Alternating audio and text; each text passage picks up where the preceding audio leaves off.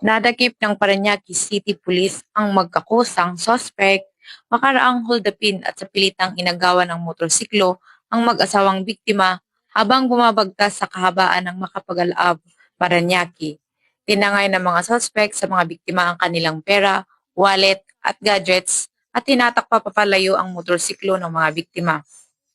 Nakilala ang dalawang suspect na si alias Jipoy, 33 anyos, residente sa Bitongol, Norsagaray, Bulacan, at si alias Popoy, 31 anyos, residente sa Barangay Victoria Reyes, Dasmariñas, Cavite, kapwa miyembro ng kilabot na Sputnik Gang.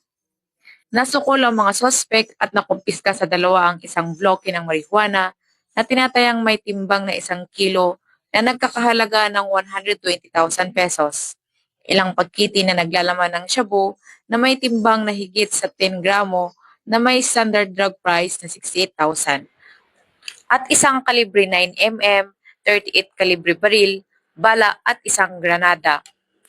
Napag-alaman pa ng pulisya na ang dalawang suspect ay sangkot rin sa grupong responsable sa robbery hold-up sa ilang convenience stores sa iba't ibang lugar sa Metro Manila, gayon rin sa karating na probinsya, particular na sa Cavite at Bulacan.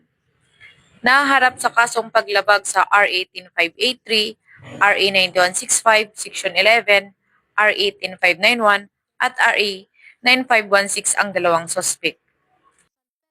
Mula dito sa Camp Bagong Diwa, Taguig City, ako po ang inyong PNN correspondent, Patrolwoman Verna Gundran, alagad ng batas, tagataguyod ng Balitang Pulis.